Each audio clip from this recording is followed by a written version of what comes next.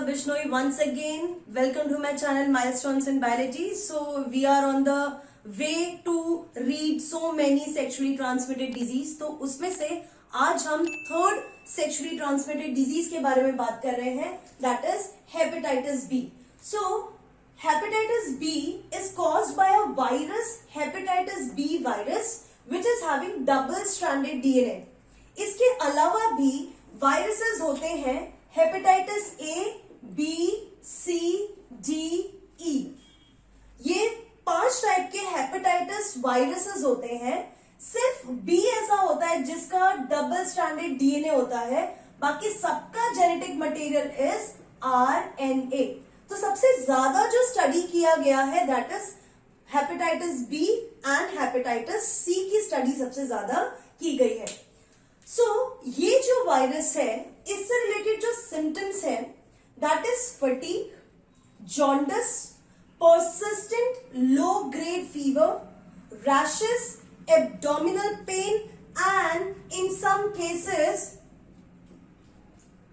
liver cirrhosis. अब होता क्या है कि फटीग, वीकनेस और लो ग्रेड हमेशा फीवर, थोड़ा थोड़ा फीवर रहेगा ही. एक्चुअली ये वायरस लिवर को अफेक्ट कर रहा है और लिवर जो है वो हीमोग्लोबिन से 2 पिगमेंट बनाता है that is bilirubin and biliverdin. Bilirubin and biliverdin ये दोनों जो पिगमेंट्स हैं ये ब्लड के थ्रू, किडनी के थ्रू, यूरिन से और एक्सक्रीटा से रिलीज हो जाते हैं. अनडाइजेस्टेड वेस्ट, सॉलिड वेस्ट और यूरिनेशन के थ्रू बॉडी से रिलीज हो जाते हैं.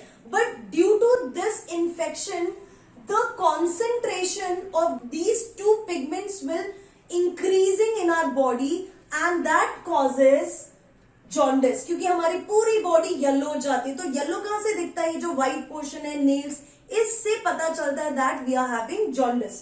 सो बिलीरुबिन, बिलीवर्डिन का concentration will increase in our blood. So These are the symptoms and उसके बाद क्या होता है कि जो लिवर होता है उसका कुछ पोर्शन जो होता है वो नॉन फंक्शनल हो जाता है due to that part will become little hard. So that causes liver cirrhosis. Now incubation period जो है it is 30 to 80 days. Mode of transmission, there are various mode of transmission. Blood transfusion, तो mode of transmission से ही आप समझ सकते हैं कि कितना डेंजरस है. Blood transfusion, sexual contact, obviously because sexual transmitted disease है. Intravenous drug abuse, tattooing, ear nose piercing, sharing razor and mother to child.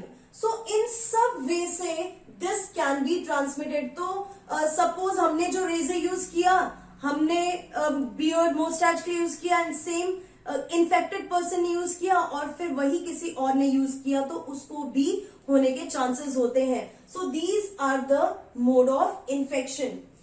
Then it can be diagnosed by Australian antigen test, जिसको हम आजकल बोलते हैं hepatitis B surface antigen. So Australian antigen test को ही hepatitis B surface antigen test कहते हैं. इसमें क्या होता है, यू नो वेरी वेल, जो वायरस होता है वायरस के ऊपर प्रोटीन होता है और प्रोटीन के अंदर जेनेटिक मटेरियल होता है.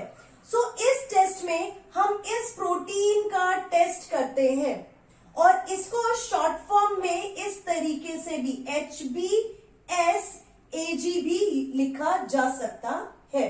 सो इस टेस्ट में हम एंटीजन मतलब प्रोटीन पार्ट होता है उसका टेस्टिंग करते हैं. उसके अलावा अलाइजा टेस्ट भी इसके लिए होता है. Next, it is not curable and for that vaccines are available. Vaccine available है जिसका जो मेन वैक्सीन है that is globulin against hepatitis B antigen. तो ये वैक्सीन दिया जाता है जिससे हम इम्यून हो सकते हैं इतने डेडली एसटीडी से. तो इसमें किस तरीके से वैक्सीनेशन होता है? सबसे पहले first day you will take the dose, first day you will take the vaccine after 1 month, exactly after 1 month, you have to take the second dose of it, and exactly after 6 months you have to take the third dose. तो इसके 3 doses होते हैं. पहला dose लेने के just 1 month बाद लेना होता है और उसके जस्ट 6 मंथ बाद आपको डोजेस लेना. ये हो गए 3 doses. And after taking these 3 doses you will be immunized for the whole life span. जितने दिन जियोगे उसमें आपको ये कभी नहीं हो सकता, because you have taken vaccine. तो वैक्सीन में हम क्या लेते हैं? वैक्सीन में हम ये जो हेपेटाइटिस बी वायरस होता है उसके इनएक्टिवेटेड एंटीजेंस लेते हैं. ठीक है, वो हमारी बॉडी में जब एंटर होते हैं और हमें उसके बाद जो इम्यूनिटी मिलती है, that immunity is called passive immunity, because your immunity was not active. आपकी बॉडी ने अपने आप नहीं बनाया, आपकी बॉडी को स्टिम्युलेट किया गया by this vaccination. Then your body has started making antibodies against this virus. इसीलिए ऐसे टाइप के इम्यूनिटी को हम पैसिव इम्यूनिटी कहते हैं. आप इसके बारे में और स्टडी करेंगे 8th चैप्टर में. Then the next viral disease is genital herpes. It is caused by herpes simplex virus. Symptoms are watery blister on genitalia and reddish ulcer भी हो जाते हैं. और ये जो वाटरी ब्लिस्टर्स होते हैं, जो भी जेनिटेलिया एरिया होता है वहां पे वाटरी ब्लिस्टर हो जाते हैं, और जैसे ही वो बर्स्ट होता है वाटरी ब्लिस्टर, उसमें से जो वायरस होते हैं वो निकलते हैं और एरिया में स्प्रेड हो जाते हैं. और डेंजरस होता है ड्यूरिंग पार्चुरेशन. जब पार्चुरेशन होता है तो जो बेबी डिलीवर हो रहा होता है, इन ब्लिस्टर्स से जो वाटरी फ्लूइड निकलता है, that will even cause death of newborn. तो ये जो फ्लूइड निकलता है वो फ्लूइड से वायरल इंफेक्शन न्यूबॉर्न को हो सकता है, and that newborn can be dead, can not be cured. So very dangerous. Diagnosis के लिए antigen detection, PCR and DNA hybridization is the method. Next is genital wart. ये भी genital wart भी जो है वायरस से ही होता है. ह्यूमन पेपिलोमा वायरस से होगा ये.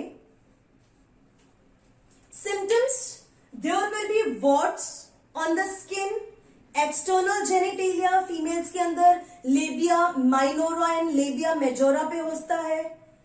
पेनिस पे होता है मेल्स के केस में. हार्ड हो जाते हैं वॉर्ड्स जो होते हैं, ये जेनिटल वॉर्ड्स जो होते हैं बहुत हार्ड, स्वेलिंग, हार्ड स्ट्रक्चर हो जाते हैं. प्री एनल एरिया पे भी होते हैं, and this purely happens due to sexual contact. There is no other mode of transmission. Female में ये वॉर्ड्स के थ्रू, इन्फेक्शन के through, these virus can even enter to the vagina and cervix area. If it is not been cured, अगर इसका ध्यान नहीं रखा गया, क्योर प्रॉपरली नहीं किया गया, it can cause tumour to the external genitalia. So वहां ट्यूमर, लोकलाइज ट्यूमर हो जाते हैं if it is not been taken care. Diagnosis का तरीका वैसे ही वायरल है तो एंटीजन डिटेक्शन करना ही पड़ेगा. डीएनए हाइब्रिडाइजेशन मेथड है, एंड जो ट्रीटमेंट है एंटीबायोटिक्स के थ्रू ट्रीट किया जाता है इसे. प्लस इसकी क्रायो सर्जरी भी होती है. जो ट्यूमर्स और ये जो वॉर्ड्स को रिमूव किया जाता है वो सर्जरी के थ्रू रिमूव कर सकते हैं, and it is very painful process. So we need to be very careful about these disease. So total I have covered 5. अभी जो मैंने किया कवर वो है hepatitis B, genital herpes and genital wart. So this is all about viral disease. अब जो next video है उसमें मैं एड्स के बारे में आपको पूरा एक्सप्लेन करने वाली हूँ. So stay tune, keep learning, keep liking my channel, sharing my channel, and comment box comment करके जरूर बताइएगा आपको कैसा लगा. So see in my next video. Till then keep learning and be safe. कितनी देर का